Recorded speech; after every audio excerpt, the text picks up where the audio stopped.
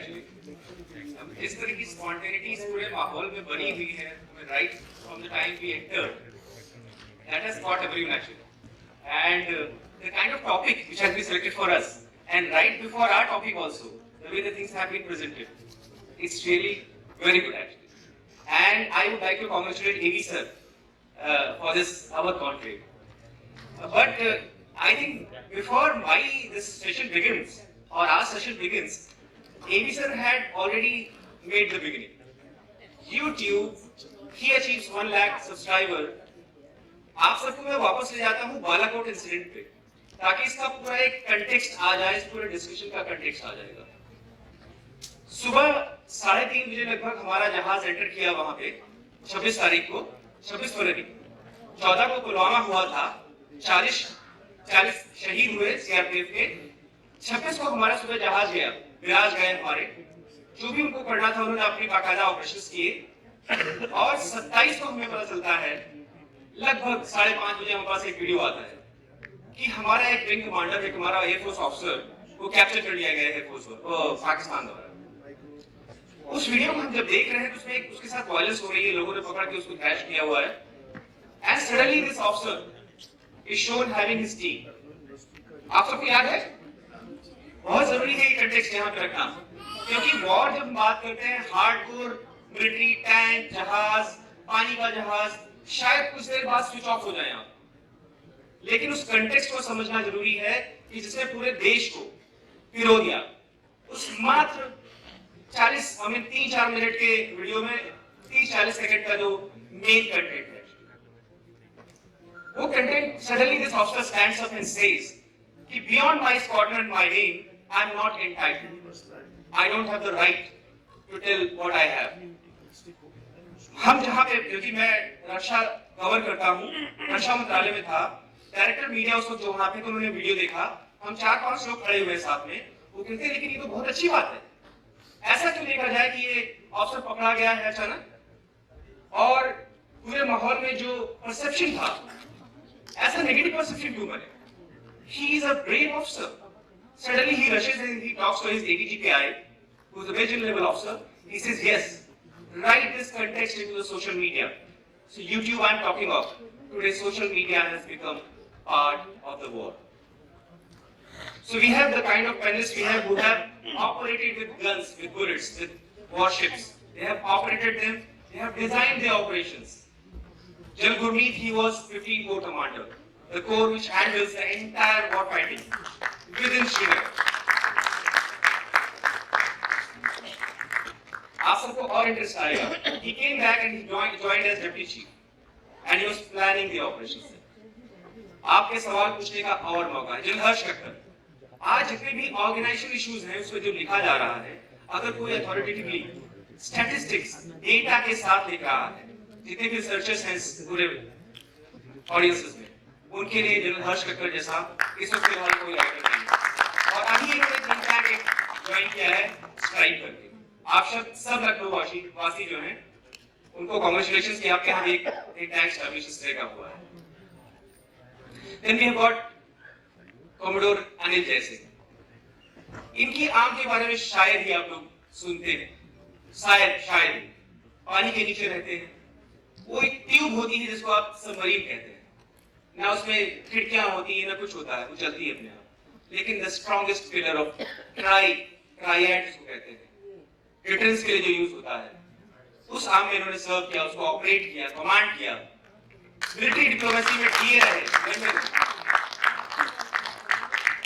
And last but not at all the least, national maritime foundation नाम है उस think tank का। उससे पहले institute for defence studies and analysis में थे कैप्टन एस.एस. परमार, वॉरशिप्स में रहे, ऑपरेशंस में रहे, और अब उसी की एकेडमिक स्टडी कर रहे हैं, रिसर्च कर रहे हैं। उसमें आपके सामने पूरा प्लेटर है, सवाल खूब पूछिएगा बाकायदा।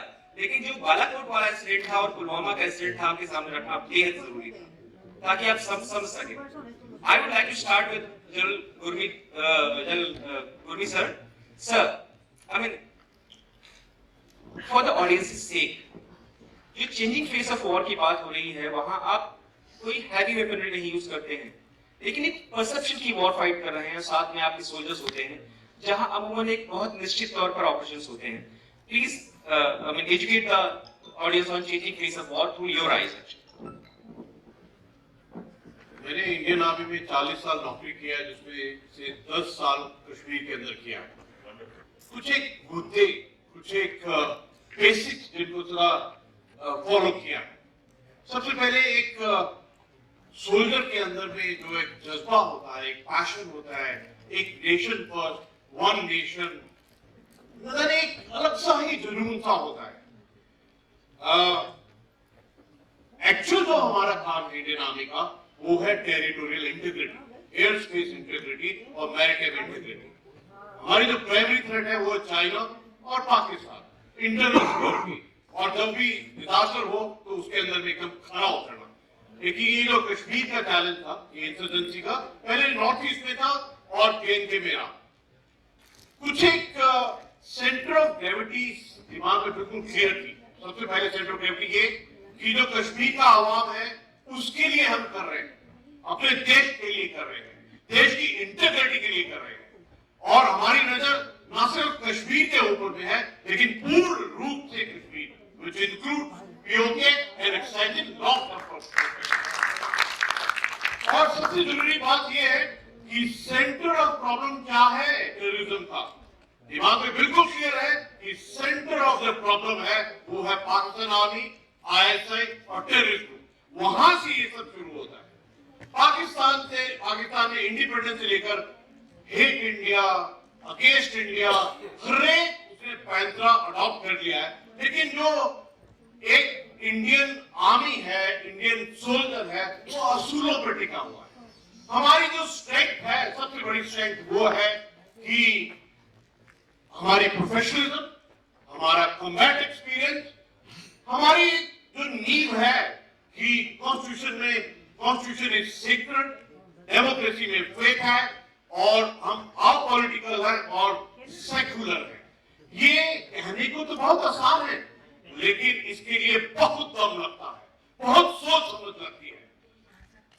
10 साल मैंने कश्मीर के अंदर में काम किया है, ब्रिगेडियर से लेकर लेफ्टिनेंट जनरल का. एक जो पैशन होता है ना काम करने का, देश का, वो अनुभव होता है. और हमारे सोल्जर खुदा ने, परमात्मा ने इतने अच्छे दिए हैं कि हर एक सोल्जर एक हनुमान जी का रूप होता है, एक अलग ही एक नशा आएगा. तो जब आप एक सोल्जर का काम करते हैं, जब एक ऑफिसर का काम करते हैं, not only you are in a profession, but you are in एक दिव्यपन में होता है अलग, कि आप अपने राष्ट्र के लिए कर रहे हैं. और सबसे बड़ा जो चुनौती होती है अपने ऊपर में, ये हम लेते हैं कि we are the last resort, मेरे बाद कुछ नहीं है, इसलिए मुझको सुप्रीम सेक्रीफाइस देना पड़ेगा जब भी जरूरत हो. ये है एक दूसरा काम. इनफैक्ट ये जो काउंटर टेररिज्म है, ये टेम्पररी फेज है. आपने देखा है कि 2019 का नशा कुछ अलग ही था. जब 14 फरवरी को पुलवामा हुआ, उसके बाद में आपने पूरा साल अपनी आंखों के सामने देखा है. और लखनऊ वाले तो बहुत लकी हैं, इस साल में आपने डिफेंस एक्सपो यहाँ देखा है. कहाँ 14 फरवरी और कहाँ कल परसों का ही दिन. आपने देखा है कि किस प्रकार देश में वो परिवर्तन आया है. परिवर्तन काम तो सभी करते रहे हैं, लेकिन एक ट्रांसफॉर्मेशन एक अलग हुआ है. एक नेशनल रिजॉल्व था.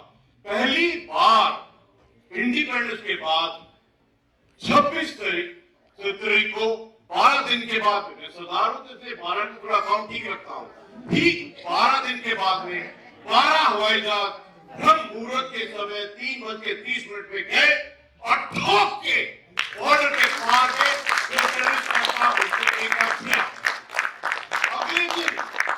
अगले दिन जो हुआ वो बिल्कुल अलग था.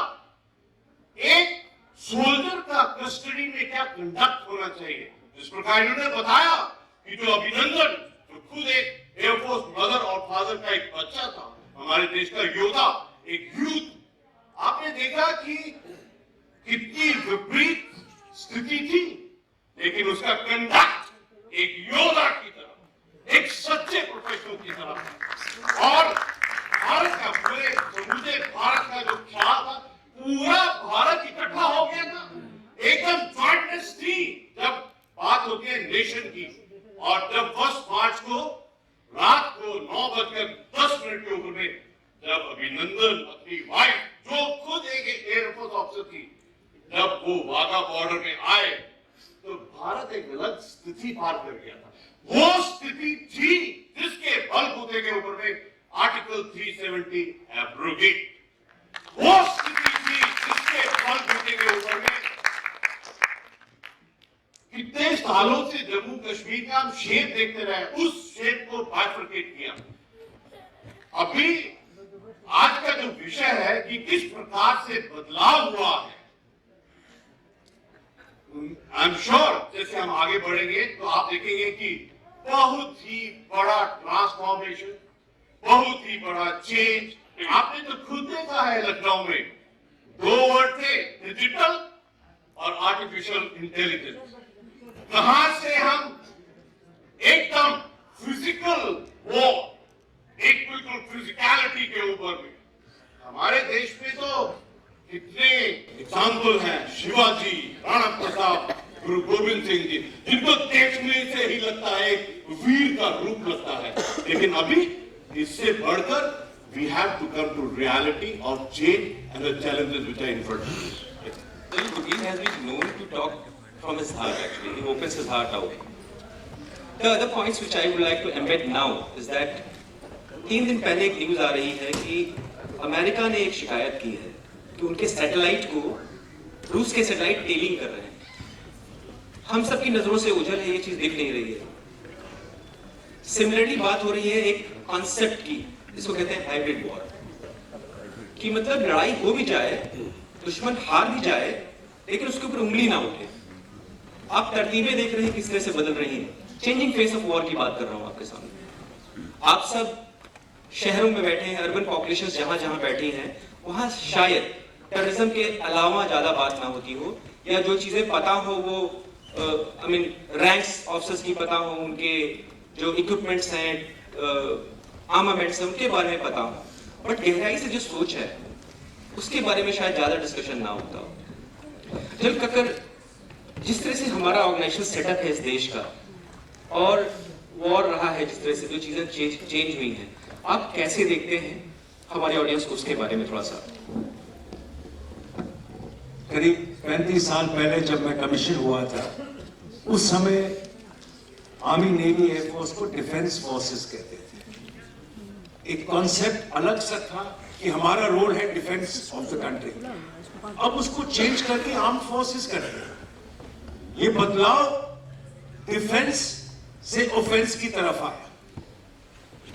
अगला जैसे साल बीतते गए, बहुत चेंजेस आने लगे इंटरनेशनल एनवायरनमेंट में, नेचर ऑफ वॉरफेयर में, in terms of internal requirements nation की, उसे ट्रांसफॉर्मेशन जरूरी पड़ा। एनवायरनमेंट देख लीजिए, पाकिस्तान है जो लगा हुआ है टेररिज्म के साथ, हाइब्रिड वॉरफेयर, अपनी आर्मी आगे नहीं कर रहा, आर्मी उनकी पीछे है। किसको आगे कर रहे हैं? जिनको 5,000-7,000 रुपए महीने देते हैं टेररिस्ट को। अगर वो मर भी जाए तो उसके पेरेंट्स को पता नहीं चलेगा। बालाकोट में आपने 300 जो भी मारे, आपने उरी के बाद क्रॉस बॉर्डर स्ट्राइक करके मारा। जो टेररिस्ट मरे, उनके पेरेंट्स को यहां तक पता चला कि हमारे बच्चे कहां गए। तो ये उनका सिस्टम था। तो ये कॉन्सेप्ट ऑफ वॉरफेयर आ गया। साइबर वॉरफेयर अंदर आ रहा है, स्पेस वॉरफेयर आ रहा है, नॉन कॉन्टैक्ट वॉरफेयर आ रहा है, जहां पे ट्रूप्स इनटू कॉन्टैक्ट कम होंगे, लॉन्ग रेंज से मिसाइल्स फायर होंगी, लॉन्ग रेंज से गन्स आएंगी, एयरक्राफ्ट आएंगे। तो ये जो चेंजिंग वॉरफेयर का कॉन्सेप्ट है, इसके लिए आपको चेंज करना है। अगला, अगर आप इंटरनल बजट देखो, सरकार जितना पैसा चाहिए फौज को मॉडर्नाइज करने के लिए उतना दे नहीं पा रही। आपके सोशल रिक्वायरमेंट्स है, पॉपुलेशन को देखना है, डेवलपमेंट होना है। अगर आपको 5 ट्रिलियन इकोनॉमी की तरफ जाना है, how do you manage? So you have to look at managing all this within the amount that is available. Environment ले लो, चाइना पाक का कल्यूशन, चाइना का फोरेज साउथ एशिया में, रिसेंटली म्यांमार में, कहीं बांग्लादेश में, श्रीलंका में, पाकिस्तान के अंदर तो है ही है, तो आपके चैलेंजेस बढ़ रहे हैं। अगर आपको ये सब के लिए केटर करना है तो आपके अपने आर्म फोर्सेस को ट्रांसफॉर्म करना पड़ेगा, मॉडर्नाइज करना पड़ेगा टू मीट दिस चैलेंजेस। अब how do we modernise? You have to first look to bring the forces together.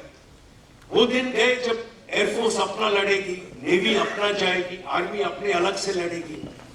वो दिन खत्म हो गए। आज के वॉर्स जो होंगे, जहां पे खास तौर पे चाइना पाकिस्तान दोनों से न्यूक्लियर थ्रेट है, दोनों एक साथ आ सकते हैं, तो आपको जितना आपका पार है नेशन का, आर्मी नेवी एयरफोर्स का, तीनों को कंबाइन करके एक साथ एक जगह के ऊपर एक इंटेंशन के साथ अप्लाई करना है। अगर आपने ये एप्लीकेशन करनी है तो आपको फोर्सेस को इकट्ठे लाना है। जब आप फोर्सेस को इकट्ठे लाओगे तो जो उनकी रिक्वायरमेंट्स है एडमिनिस्ट्रेशन की, लॉजिस्टिक्स की, वो सबको आपको एक साथ लाना पड़ेगा। उससे बजट पे फर्क पड़ेगा, फाइनेंसेस कम होगी, मैन पावर कम होगा। तो ये जो ट्रांसफॉर्मेशन हो रहा है, ये अभी हम लोगों ने पहला कदम लिया है। जनरल बिपिन रावत को अभी सीडीएस बनाया, चीफ ऑफ डिफेंस स्टाफ। उसको मैंडेट क्या दिया है? फोर्सेस को जॉइंट लाओ। पूरा जितना फोर्सेस का फायर पावर है, जितनी उसकी अवेलेबिलिटी ऑफ फोर्स है, उसको एक साथ एक जगह एक समय पे डिसीजन के लिए अप्लाई कर सकते हैं। ये पहला कदम हुआ है। दूसरा, अगर हम लोगों ने डिफेंस फोर्सेस को आर्म फोर्सेस कर दिया तो मिनिस्ट्री ऑफ डिफेंस को मिनिस्ट्री ऑफ वॉर क्यों नहीं कर सकते? आफ्टर ऑल हम लोग आजकल डिफेंसिव नेशन नहीं रहे। बालाकोट, उरी और जहां भी आपने देखा है, नेशन आज ऑफेंसिव पे है। तो नेशन अभी तैयार है, चाहे डोकलाम ले लो, कि हम पीछे मुड़ के नहीं एक्सेप्ट करेंगे अगर आप हमारे खिलाफ कुछ कर रहे हो। हम जरूर आपको वापस जवाब देने के लिए तैयार है। तो अगर आपको ये करना है तो आपको फोर्सेस को इकट्ठे करना है, और एग्जैक्टली यही ट्रांसफॉर्मेशन अब शुरू हो रहा है। पहला जो ट्रांसफॉर्मेशन होगा, जितने नेशन के एयर डिफेंस है वो कंबाइन हो रहे हैं, जितनी लॉजिस्टिक्स है आर्म फोर्सेस की वो कंबाइन हो जाएगी, जो फोर्सेस अलग लगे हुए हैं वो अब धीरे धीरे कंबाइन होंगे। अगले 3, 4, 5 सालों के अंदर ये ट्रांसफॉर्मेशन आएगा और नेशन तैयार हो जाएगी कि जिस प्रकार से अभी थ्रेट्स आ रहे हैं, जिस प्रकार से थ्रेट्स बढ़ रहे हैं, उसके लिए जो ट्रांसफॉर्मेशन चाहिए वो अब सेट हो जाएगा। ये कदम पहली बार 70 सालों बाद ये कदम शुरू हुआ है लेना। हम लोग को इसे 10-15 साल पहले ले लेना चाहिए था, पर अब जब शुरू किया है तो ये पूरा ट्रांसफॉर्म होके फोर्सेस का पूरी कैपेबिलिटी इकट्ठे करके तब जाके ये अब रुकेगा। और मेरे ख्याल अगले 3-4 सालों के अंदर आपको बहुत ऐसी खबरें आएंगी ट्रांसफॉर्मेशन की। Thank you. So much sir. हम तीनों ही जो आपसी देश हैं, नेबरहुड है जो हमारा, वो पूरा न्यूक्लियर आर्म्ड नेशंस है। चाइना, पाकिस्तान और इंडिया ने अपनी तरह से जिस तरह से चीज़ों को डिटरेंस में लाने के लिए बना के रखा हुआ है, उसमें हम एक तरीका यूज करते हैं ट्राइएड का, कि मान लीजिए दुश्मन हवा से, पानी से या जमीन से हम पे वॉर करता है, तो क्या हम उतने मकबूल स्थिति में हैं, उस तरह से हम क्या कॉम्पिटेंट इनफ हैं कि हम उस चीज को ढंग से जवाब दे पाएंगे। कमोडोर एजी सिंह सर ऐसी ही एक आर्म के पार्ट थे जो हमारा आईएनएस अरिहंत बना है अभी, और he was part of military diplomacy also. He was NA in London. So I think that part, जो unknown का part है, शायद we should discuss with him. Sir, what do you have to say about that aspect of changing face of war, sir? And how have you been observing these things? देखिए, पिछले 40 से 50 साल में जो warfare का पूरा रुख बदल गया है, और आपका जो टॉपिक है from confrontation, combat to confrontation, ये बिल्कुल करेक्टली हाईलाइट करता है कि क्या बदलाव हुआ है। वो जमाना, मैं नेवल पॉइंट ऑफ व्यू से बात करूंगा, जनरल गुरमीत जनरल कक्कड़ ने आपको सब ओवरऑल पिक्चर समझाई, आर्मी का रोल बताया। नेवल कॉम्बैट जो हम देखते हैं पिक्चरों में कि एक जहाज दूसरे जहाज का भिड़ रहा है सी में, वो मेरे को नहीं लगता कभी होगा, क्योंकि जैसे जनरल कक्कड़ ने कहा, आजकल मिसाइल हैं 300 kilometre range, 600 kilometre range, 1000 kilometre range. तो एक तो कन्वेंशनल पार्ट है, वो हमारे पास हमारे दो नेबर हैं, हमको उनसे खतरा है। चाइना ग्लोबल सुपर पावर बनना चाहता है, चाइना सोचता है कि वो तो खाली अमेरिका से टक्कर लेगा। तो ऑब्वियसली जब चाइना उस लेवल पे आने की कोशिश कर रहा है तो वो नहीं चाहता कि एशिया में कोई और देश हो जो उसको चैलेंज कर सके, और एशिया में एक ही और देश है जो उसको चैलेंज कर सकता है, वो है भारत। तो उसने कुछ ना कुछ ऐसे सिचुएशन को क्रिएट करना है कि हमको अपने गार्ड पे हमेशा रहना पड़ेगा। ये हिस्टोरिकली प्रूव हो चुका है कि global super power status maritime superiority के साथ आ जाए। चाहे आप ग्रीस और स्पार्टा का टाइम देख लें, आप ब्रिटेन देख लीजिए, 200 साल वर्ल्ड को लीड किया, छोटे से देश है, 900 किलोमीटर उसकी पूरी लेंथ है, और पूरी दुनिया को 200 साल बोला sun never sets on British Empire. उसके बाद वर्ल्ड वॉर 2 के बाद यूएस, और अब चीन चाहता है कि 2050 तक 2049 उन्होंने टारगेट दिया जी जिनपिंग ने कि we will be the world's number 1 power. तो अगर चाइना वर्ल्ड नंबर 1 पावर बनता है 2049 तक, उन्होंने ये भी डेट दिया कि 2035 तक हम सुपीरियर मिलिट्री होंगे। तो इससे भारत को चौकन्ना रहना है, और नेवीज जो है वो एक दिन में नहीं बनती है। अगर आप ये सोचते हैं कि 2035 का जो खतरा है उसको हम 2034 में देखेंगे कैसे संभालना है, तो नहीं कर सकते। अगर आपको 2035 का खतरा संभालना है तो आपको आज अपनी फोर्स लेवल प्लानिंग करनी है, आज आपको जहाज बनाने शुरू करने हैं जो 2035 में वो जवाब दे सके। ये तो पार्ट है कन्वेंशनल का। आप लाए बात न्यूक्लियर की, पाकिस्तान और चाइना दोनों न्यूक्लियर पावर है। इंडिया की यूनिक स्टेटस है कि हमारे पास 2 न्यूक्लियर नेबर हैं, दोनों की हमसे दुश्मनी है और दोनों का आपस में मिलाव है। हमारी न्यूक्लियर डॉक्ट्रिन जो है वो है no first use. No first use का मतलब ये है कि हम कभी पहला हमला नहीं करेंगे, परमाणु हमला हम नहीं करेंगे कभी पहले। चाइना की भी पॉलिसी है नो फर्स्ट यूज। पर आई थिंक जो जनरल कक्कड़ ने जो जिक्र किया कि अब हमारा रुख बदल रहा है, डिफेंसिव से हम ऑफेंसिव डिफेंस में जा रहे हैं, तो हमारी न्यूक्लियर डॉक्ट्रिन भी मेरे ख्याल से अब ये एक्सेप्ट करती है कि हम नो फर्स्ट यूज का ये मतलब नहीं है कि जब हमला हो जाएगा तभी हम जवाब देंगे। अगर हमको एक हमला इमिनेंट लगता है तो हम उसको प्रीएम्प्ट भी करेंगे, और ये बीजेपी का मैनिफेस्टो लास्ट टाइम भी था, और फिर डिफेंस मिनिस्टर ने फिर बोला कि we will review our no first use policy. तो मेरे ख्याल से उसका ये मतलब है कि ये नहीं कि हमारे ऊपर जब न्यूक्लियर हमला हो जाएगा तभी हम जवाब देंगे। तो ये अगर आपको न्यूक्लियर अपनी कैपेबिलिटी बनानी है तो वो एक तो आप लैंड मिसाइल से कर सकते हैं, एक एयर मिसाइल से कर सकते हैं, और एक समुद्र से कर सकते हैं।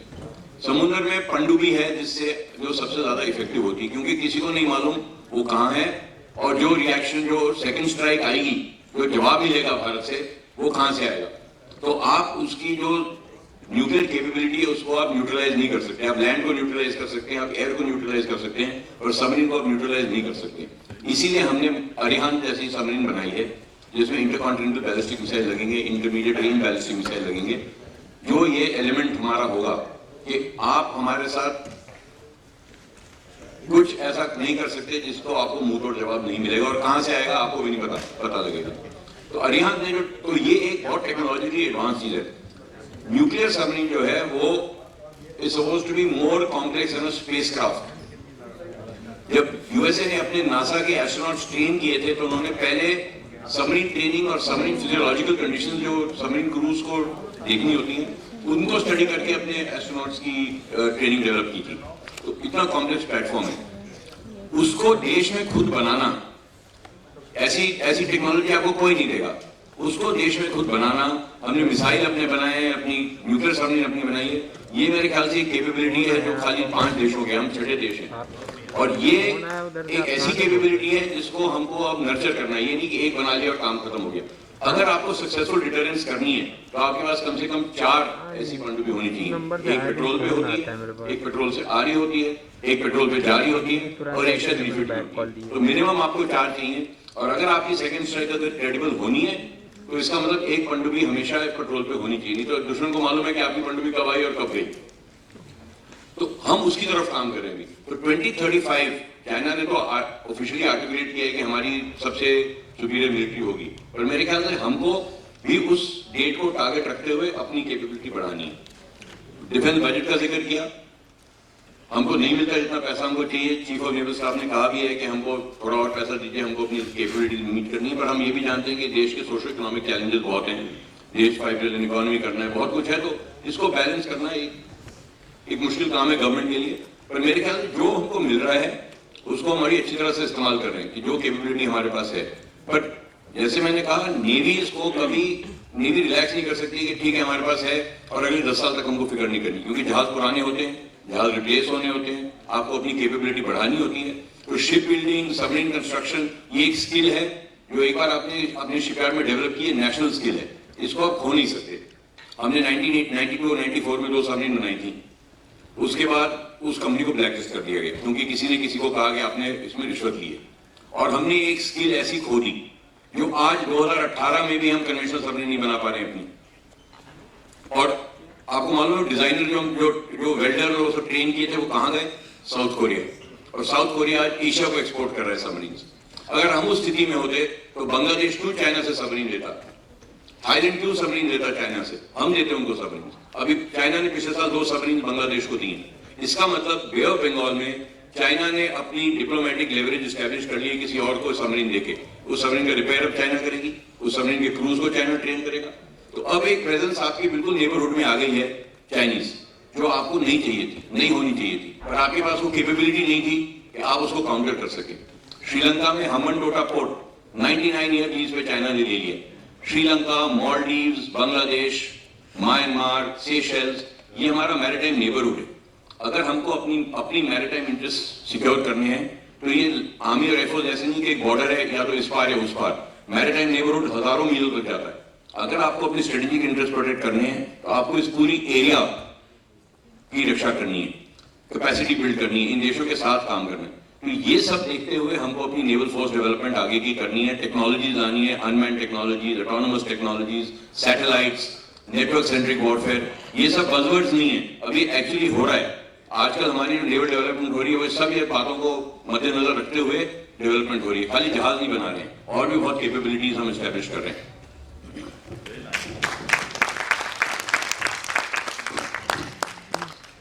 आपके सामने मैं एक पिक्चर पेंट करता हूँ। मान लीजिए लखनऊ शहर है, इस ऑडिटोरियम की लाइट गई थोड़ी देर के लिए, थोड़ा सा कम्युनिकेशन में भी इश्यूज आ गए और बातचीत बंद हो गई। फिर किसी को प्रॉड करना पड़ा, किसी ने कम्युनिकेट किया कि नहीं आप आगे बोलिए, आप चुप मत होइए। मान लीजिए एक स्थिति आती है कि पूरे लखनऊ शहर की लाइट गायब हो गई है, सारे बैंक जो हैं उनकी जितनी ग्रिड है उस पर कब्जा कर लिया गया है, कहीं बाहर बैठे हुए, और आपके जो फोन्स जो चार्ज फोन्स है, मानते हैं आपके सब लोगों के फोन चार्ज है और उनमें बैटरीज है, उसमें ऐसे वीडियोस आके गिरते हैं जो बहुत ही इंक्रिमिनेटिंग है। This is that changing face of war. A concept called hybrid war, जहां की स्टेट नहीं लड़ रहा होता है, उसका मैकेनिज्म, उसकी सोच, उसकी चालाकी लड़ रही होती है। That concept has come into being now. So जैसे सर ने कहा, जनरल कक्कड़ ने कहा, कमोडोर एजे सिंह सर ने कहा कि अब सामने की लड़ाई बहुत निश्चित छोटे से उसमें होगी, पर दूर की लड़ाइयां हो रही होंगी। 8000 किलोमीटर दूर बैठा हुआ कोई लड़ रहा होगा।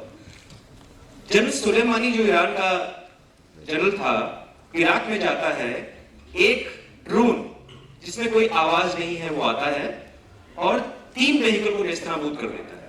ये है वो। Captain Parmar, you are a research scholar now, you have been a military man, and would you like to please simplify the concept of whole this hybrid warfare and all, and other things which you all want our viewers to know or audience to know? Thank you ma'am. पहले तो शुक्रगुजार हूँ Awadh conclave का, ये मौका मुझे मिला और कुछ नए दोस्त मिले आज। और मैम को खैर हमारी पुरानी दोस्ती है, फौजी कभी रिटायर नहीं होता, अंत तक फौजी रहता है। I am still serving but I am very fortunate here. तो एक शुरुआत में आप सब लोगों से एक बात कहना चाहूँगा कि कोई 2 फौजें आपस में नहीं लड़ती, कोई वायुसेना आपस में नहीं लड़ती, कोई नौसेना आपस में नहीं लड़ती। युद्ध होता है तो देश और देश, और जो देश ये नहीं समझ पाता है वो कभी युद्ध नहीं कर सकता। ये कहना बहुत जरूरी है क्योंकि हाइब्रिड वॉरफेयर की बात चल रही है। अभी तो I will say we are very fortunate that we have, इक्का दुक्का टेररिस्ट आता है, कुछ करके चला जाता है, लेकिन अगर आप हाइब्रिड वॉरफेयर का असली डेफिनेशन देखें, काफी खौफनाक है। कि मतलब वो group of people who operate like an army, are trained like an army, have weapons like an army, लेकिन वर्दी नहीं पहनते. They are not a state organ. जैसे Indian Army, Indian Air Force, Indian Coast Guard, Indian Navy हो गया है. They are not a state weapon. And this is a problem, क्योंकि मानो या ना मानो, युद्ध के भी कुछ कायदे कानून होते हैं. There are laws of armed conflict that armed forces are supposed to follow. But सबसे पहला असूल लॉ का ये कहता है कि भाई दूसरे बंदे ने वर्दी पहनी हो तो ये लागू है, और अगर दूसरे बंदे ने वर्दी ना पहनी है तो क्या लागू है इस पे? This is the changing face of war. जो सिपाही होता है, today he is either facing a man across the border in a uniform, or he is facing a man with a gun without a uniform. So how does he do this? सिपाही को आप ये नहीं बोल सकते कि भाई अब तो उसके साथ ये कर, अब इसके साथ ये कर. वहां मौका नहीं मिलता ये सोचने का. So this is the changing face of war, where the training of the armed forces is changing. And this is the difference when अभी जिक्र किया था, there is a word called defense and there is a word called security. So I'd like to clarify this. जब हम defence बात करते हैं तो मतलब डिफेंस ऑफ द नेशन, कि किसी की हिम्मत न हो कि आके हमारे जमीन पर पैर रखे, वो जिम्मा होता है आर्म्ड फोर्सेस. लेकिन जब सिक्योरिटी की बात आती है, it is a sort of parallel subset. Security means ensuring the laws of your nation are followed, एकदम बंद, and that is where the whole nation gets involved. एकदम बंद हुई. And I would like to give you two examples here. I am also a helicopter pilot in the Navy, and 26/11 I was in the Naval Air Station in Mumbai, और ये दो जो incidences हैं उसके बाद है the reaction after 26/11 when we reached out to the community that you have to get involved. अगर आपको याद होगा 93 में बॉम्ब ब्लास्ट हुए थे मुंबई में, वो सारे explosives sea से आए थे. Most of the entries of explosives have been by the sea. 7,600 kilometre की हमारी कोस्ट लाइन है. It is not physically possible to patrol that by the security and armed forces. This is where the community comes in. And I give you two examples here. हमारा एक जहाज गोवा से आ रहा था, मौसम खराब था, बारिश हो गई, हेलीकॉप्टर है, कहीं भी उतर सकता है. पायलट ने सोच समझ के साउथ ऑफ बॉम्बे कुछ 80 मील पर एक छोटी पहाड़ी पर उसने हेलीकॉप्टर उतारा. 10 मिनट के अंदर उसके बगल में एक पुलिस जीप पहुंच गई थी. तो पायलट ने उस इंस्पेक्टर से पूछा, आपको कैसे पता चला? कहते नीचे गांव वालों ने पता है, ऊपर एक हवाई जहाज उतरा है. This is community reach, because we reached out to them. Please tell us, बताइए हमें अगर कुछ ऐसे होता है. फ्राइडे का दिन था, वीकेंड लंबा था, सबको घर जाने की जरूरत पड़ी थी. मेरे को एक फोन कॉल आया कांस्टेबल से, मरीन ड्राइव पर खड़ा. कहता सर आप वो हैं जो हवाई जहाज कंट्रोल करते? मैंने कहा. कहता सर एक यहाँ स्पीड पोस्ट आगे पीछे ऐसे तेजी से घूम रही है, पता नहीं किसका है, मुझे शक हो रहा है. हमने तुरंत एक हेलीकॉप्टर उड़ा दिया. Some rich person had bought a speedboat, he was trying it up and down. But this is alertness. If you are with us, security will be confirmed. That is why I say, two nations go to war. They are not individual nations that go about on this issue. बात रही अभी आगे hybrid warfare की. This is the changing nature of war. जिक्र किया गया है कि what do we need. So therefore, जब फौज जाती है कुछ खरीदने, it is a balance. That dual purpose हमें चाहिए. You need to buy dual purpose equipment जो both defense के काम आए और security के काम आए. आजकल drones हैं काफी. Now you need a law on drones also. Your civil aviation, your internal laws have to change. This is all a part of security. So the hybrid warfare concept is not only for the armed forces, that applies to the nation as a whole. यार ये नहीं पता आजकल चलता कि ये drone किसका उड़ रहा है. It is very difficult to pinpoint. And there are certain coastal states जो drones को बड़ी अच्छी तरह संभालते हैं. Gujarat does it, West Bengal does it, especially उन जगहों में जहाँ पर आर्मी का जाना बहुत मुश्किल होता है. There are places in Gujarat on the border, Run of Kutch जैसे है जगह, हमारे वेस्ट ईस्ट बंगाल में है, वहाँ नहीं जा पाते, घुसना ही मुश्किल है. वहाँ पर ऐसी चीजें काम आती है, और ये वो चीजें हैं जो लड़ाई में भी काम आती हैं. And these are also good for civil aviation uses or for civil purposes also. Therefore, there is a requirement for all of us कि साथ चले, इकट्ठा चले, और हमारा देश हमेशा सुरक्षित रहेगा. Thank you.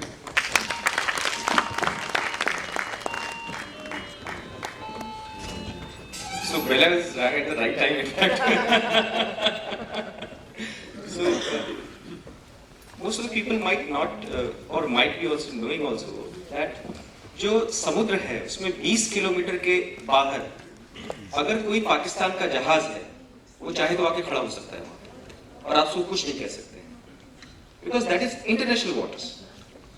आपके इर्द गिर्द चक्कर काट रहा है कोई जहाज आकर के, दुश्मन राष्ट्र का किसी का भी हो, आप उसको कुछ नहीं कर सकते, उसको जाने के लिए फोर्स नहीं कर सकते, बिकॉज आपके जो देश के लॉज हैं वो 10-20 किलोमीटर सप्लाई होते हैं, 12 नॉटिकल माइल्स। हमारे सर ने बताया इतने आइलैंड्स हैं हमारे, एक्सक्लूसिव इकोनॉमिक जोन्स इतने लंबे हैं, मतलब इतनी दूरियां हैं उनकी, उनको मेंटेन करना है हमको, उनको देखना है हमको, ध्यान रखना है।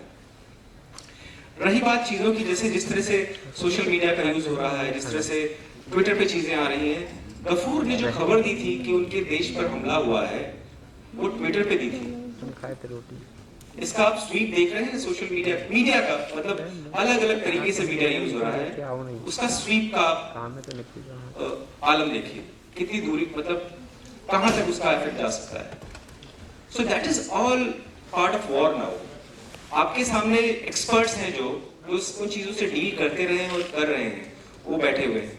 मुझे लगता है आप सबको जो भी दिमाग में सवाल हो, एंजाइटीज हो, क्लैरिफिकेशंस हो, वो जरूर लें इनसे। ये शायद बहुत ही अच्छा अवसर है कि खुद प्रैक्टिकली डील करते रहे टेररिज्म से भी और इन सब चीजों से, ऑपरेशन से। So I would like to open the floor for questions now, and you may raise your hands. Don't make submissions, please. इसके बाद जब लंच पे सब लोग बैठेंगे तो आप लोग इत्मीनान से उनसे खड़े होकर बात कर सकते हैं। सवाल पूछें, अभी छोटे बड़े जैसे भी हों, सवाल पूछें। Floor is open. Sir, at the last. Sir, जैसा कि अभी आपने कहा कि डिफेंस का एक कुछ फाइनेंशियल कंस्ट्रेंट है अपना, आप बोल रहे थे सर, 3.5 लाख करोड़ जो इंडिया का डिफेंस बजट है वर्सेस 14 लाख करोड़ जो चाइना लगभग 13,57,000 करोड़ लगभग इसको मतलब 49 में तो वो कहाँ पहुंच जाएगा? उसके पास तो 225 लाख करोड़ होंगे और हम लोग तो सिर्फ 70 लाख करोड़ पे बैठे होंगे, तो हम कैसे मतलब कैसे तैयारी करेंगे सर, और पैसा कहाँ से आएगा sir? You have to look at it from different angles. एक चाइना का इंटरेस्ट क्या है? सॉरी सर, एक चीज है, यही 3.5 लाख करोड़ में 4 लाख करोड़ में हम लोग जो डिफेंस की जो रिक्वायरमेंट रखी है इस साल गवर्नमेंट में सिर्फ 28,000 करोड़। अपना नाम भी बता दीजिए, नाम। हमारा 18 प्लेन भी नहीं आएंगे, जगुआर और राफेल। एक तो माइक प्लीज। एक साल में अगर हम खरीदने भी जाएं तो 18 लाख। हाँ, अपना नाम बताएं। सोम त्रिवेदी, आपका सवाल हो गया? Right sir. So, firstly, national requirements क्या है? इंडिया चाइना के लिए एक थ्रेट है, but that is not the main interest of China. China's interest is way beyond India, more towards US, more towards replacing the US as the number one power. Number one. Number two, जितना nation afford कर सकता है उतना nation देगा। पर दूसरी बात, अगर आप जो कह रहे हो कि 28,000 करोड़ जो उन्होंने दिया हुआ है प्रोक्योरमेंट्स के लिए, आप पिछले 2 साल में देखो, इससे 10%, 5%, 10% ही बढ़ा है हर साल। पर इस पीरियड के अंदर क्या नहीं आया? 36 रफाल आ गए, S-400 का डील साइन हुआ, 6 नेवल सबमरीन का हुआ है, आर्मी के अंदर जो गन्स आर्टिलरी आ रही है, जो आ रहा है। ये नहीं कि सरकार के पास, सरकार पैसा नहीं देता, आप रिक्वायरमेंट्स फुलफिल करो, सरकार प्रोसीजर निकालता है। जितना इस पिछले 3 साल में आपको मिला है, इट इज तकरीबन double of what was actually given to you in the budget. But आपको अपनी तरफ से कटौती करनी है। Last 1 year, I would say last 2 years, arm forces ने अपना रेवेन्यू खर्चा कम किया, अपनी जो बिल्डिंग्स बनानी थी जवानों के लिए और फैमिलीज के लिए, वो कंस्ट्रक्शन कम किया, तकरीबन बंद कर दिया। और जो एम्युनिशन शॉर्टफॉल था 10 दिन 14 दिन लड़ाई का, वो पूरा किया है। अपने पैरों के ऊपर उन्होंने कटौती की है, पर नेशन के लिए एम्युनिशन रिक्वायरमेंट्स फुलफिल किया। तो ये जो गैप चलेगा, ये तो हमेशा चलेगा। नहीं, ताली बजाने वाली बात नहीं है। We'll take it ahead further. So, it has to be a question and answer. मैं एक सोल्जर की आत्मा से बताना चाहता हूँ। इंफ्रा में हमने मतलब कम खर्च किया उनके ये सोम त्रिवेदी जी, आपने जो सवाल किया इसका बहुत विस्तार में एक्चुअली आंसर चाहिए, लेकिन मुझे एक सोल्जर की आत्मा से ये खुशी हो रही है कि आपने ये सवाल पूछा है। जिस दिन देश का त्रिवेदी और चतुर्वेदी ये सवाल करेगा तो देश की हर एक प्रॉब्लम सॉल्व हो जाएगी। सबसे बड़ी प्रॉब्लम क्या है, हम डिफेंस के ऊपर में सवाल नहीं पूछते, हम उसके अंदर में योगदान नहीं देते हैं। जैसे इन्होंने बोला कि जो नेशन डिफेंस और सिक्योरिटी है, that is all government, all nation, all citizen approach is required. This is the revolution in military affair which is required. और मेरे को सबसे ज्यादा आज खुशी हो रही है, 40 साल मैंने बिताए हैं फौज में, और मुझे सबसे बड़ी खुशी हो रही है कि अनंत साहब ने आज ये सोचा है कि लखनऊ के अंदर में इस चीज के, इस विषय के ऊपर में बात हो। डिफेंस एक्सपो हुआ है, डिफेंस कॉरिडोर बनाने की बात हुई है, डिफेंस मैन्युफैक्चरिंग हब बनाने की बात हुई है। अगले 5 साल के अंदर में 27,000 करोड़ का यहाँ पर डिफेंस का कार्यक्रम होगा। लेकिन सबसे बड़ी मैं आपको बात बताना चाहता हूं, जो हमारे आगे में चैलेंज है, स्टेट ऑफ आर्ट जो हमारे पास में इक्विपमेंट है, that is only 8%, not good. 70% भी इंपोर्ट। हमको इसको पूरा को उल्टा करना पड़ेगा। In fact this is the biggest challenge with us. कोई भी प्रॉब्लम सॉल्व हो जाएगी अगर आप उसको आइडेंटिफाई कर लेंगे। और आपको एक स्पेशल थैंक्स देना मांगता हूं कि आप फौज के बारे में सोच रहे हैं। अगर हर एक भारतीय सोचेगा तो I assure you on behalf of all soldiers, जो एक इमोशनैलिटी चाहिए ना, जो एक मोरालिटी चाहिए, जो एक डिविनिटी चाहिए सोल्जर में, वो भरपूर है हमारे भारतीय सोल्जर के अंदर में। अगर आप अपने आप को चीन के साथ में कंपेयर करें, उनका कंबैट एक्सपीरियंस क्या है? कुछ भी नहीं है। वो 79 के बाद में लड़े ही नहीं है। और हमारे भारतीय हर रोज अपने प्राणों की आहुति देता है। पाकिस्तान क्या है? गली वाले लड़ाइयां करता है, नॉन स्टेट एक्टर से लड़ाइयां करवाता है, बिल्कुल बच्चों को मुजाहिदीन बना के करता है। हमारा जो एक ट्रैजेक्टरी है इंडियन आर्मी की, ये बिल्कुल डिफरेंट है। और मैं तो आपको बहुत डीपली आई अप्रिशिएट कि आपने इस विषय के बारे में सोचा है, वो भी लखनऊ में सोचा है। नहीं तो हम सोचे कि दिल्ली की जिम्मेवारी है, लेकिन लखनऊ में सोचा है, इस जगह में सोचा है, इस क्षण में सोचा है। पूरे इंडियन आर्मी और पूरे भारत की तरफ से आपको तहे दिल से धन्यवाद। देखिए, 3 पहलू हैं। अगर एक कोई मान लीजिए मशीन है आपके पास, जहाज, वो चलती है, वो बनी होती है और वो लड़ती है। ये 3 पहलू मान लेते हैं, मूव, मेक एंड फाइट। तो हमारा जो मूव है, इंजन जो है, अमूमन T90 के जो T72 के इंजन से इंडिया में बनने लगे हैं, हम इंजन पे लगे हुए हैं। एक वो टेक्नोलॉजी है जिसमें हम अभी कम है, मिसाइल्स में हम आगे आ गए हैं। जो मटेरियल है, जिसको मिलिट्री ग्रेड स्टील कहते हैं, वो हमारा स्केल बनाने लगा है। तो आपका जो INS विराट जो बन रहा है अभी, वो उस भारत के स्टील से बन रहा है, जो ऑलमोस्ट आधा दाम का है। तो विदेश से आप स्टील मंगा देते, तो आपकी जितनी भी पनडुब्बियां हैं, जितने भी लड़ाकू जहाज हैं, उनके जितने भी चीजें हैं, मटेरियल है, वो बाहर से आता था। आधा दाम वहां कम हो गया। और जो आपकी फाइट की चीजें, मिसाइल्स जो हैं, जैसे ब्रह्मोस है, आपका आकाश मिसाइल्स है, नाग है, टैंक से लड़ने वाली मिसाइल्स है, वो भारत में बन रही है, उसमें दाम कम हो गया। तो जो सर कह रहे थे, actually we are making do with whatever we have by indigenising the things in India. That's another answer, another format of answers. Yeah, ma'am. Yeah. I have a quick observation to make and then a question to the panel, and if I may seek your permission to just take that point forward.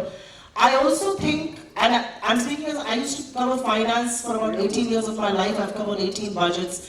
आपको ये भी याद रखना है कि आपकी economy एक $2.4 trillion economy है और चाइना की इकोनॉमी एक $15 ट्रिलियन इकोनॉमी है. So obviously there will be a big difference in what they spend on the defense budget and what we do. We cannot lose cognizance of that. I would want to know from the panel, because अभी का corona virus का चल रहा है, how prepared we are and how real is the threat of bioterror? Because there are many conspiracy theories even around the coronavirus, how this could be a state-sponsored thing and otherwise. So I just want to know from the panel, because is this a real threat really, bioterror? Ma'am, personal experience, I was in Iran, Iraq. I've seen they were using mustard gas, etc. and all. But the humanity, UN and that too level, the convention and the controls have been pretty good. But now it has happened in China, and there is a thought that probably it is, you can't say confirmantly, there's no confirmation as such, but it is good to speculate and be prepared for the challenges which can be there. We also have got our, from NBC point of view, nuclear, biological and chemical, this thing, we keep conducting our training from that point of view. But such challenges, it has hit the humanity for the first time at the moment. I think all of us, we are facing this problem at the same time. There is no quick solution. But the biggest problem about China is, I've been to China about 8 times for expert group meetings and all. They have made Great Wall with the idea that no information should flow. What has actually flowed out is very little. But what is the reality is a big question mark which is there. But looking at a military point of view, I think this is a challenge which cannot be spoken so openly. But definitely we are prepared to an extent, but not to the extent that probably we are having in the mind. Ma'am, I'd like to add 2 points. Firstly, as far as the nation is concerned, the Army or the Army Medical Corps, being a part of the nation, has taken the lead within India for handling coronavirus. If you go down to the skin department of the base hospital in Lucknow, which is behind the command hospital, you will find that the coronavirus ward, isolation ward, has been created here also. So in every city, wherever there is a facility, the army is helping the nation in setting up the checks or monitoring for coronavirus. That's one. Secondly, as long as the world and everywhere, even in India, the scientists will be looking for a possible sort of a solution finally at the end of the day. But that's going to take time. There is no doubt that this is a sign or a possible sign of what future biological warfare will be. There is no 2 doubts about it. It may be a lead case, it may not be a lead case, but it is a clear indicator that this is possibly a sign of future biological warfare. So not only India, the way it's spreading, the world now needs to give a rethink to defining biological warfare and looking centrally towards handling this. I think Captain Parmar is also some. I just wanted to add that since you raised this question, what I'm about to tell is available online. If you look at the January 2003 press release on the nuclear doctrine of India, there are 2 very interesting statements in that. The first time when the nuclear doctrine was placed before the public was in 2003. One states that India will never use a nuclear weapon against a non-nuclear state. But the line following that is very interesting. It says, however, India will retaliate with a nuclear strike if it is hit by a chemical or a biological attack. So, deterrence is very important. And getting back to the issue of defense and security, there are 2 methods of deterrence. One is deterrence by denial and deterrence by punishment. So, deterrence by denial means that पंगा मतलब फायदा नहीं है. Deterrence by punishment में तो पंगा ले लिया तो ठीक है, अब तुम सामने आ जाओ, then we will give you मुंह तोड़ जवाब. So deterrence is the issue for a lot of these things, and that's what we need to build up. So I think we must all be having, have been embedded with certain new points, certain new concepts, perspectives, या कुछ नई vocabulary तो मिली ही होगी. और कुल मकसद यहाँ इस पूरे पहलू को या इन चीज़ों को डिस्कस करने का यही था. खासकर वाकई में ये काबिल तारीफ है कि हम लखनऊ जैसी जगह में, सरीकी जगह में बैठ के बात कर रहे हैं और आपके यहाँ अपने थिंक टैंक्स एस्टैब्लिश हो रहे हैं. यूपी का अपना एक मुकाम रहा है, लखनऊ का अपना एक मुकाम रहा है और शायद उससे फिर आप अग्रसर हो रहे हैं. All the best and it has been a very good session. Congratulations to everyone.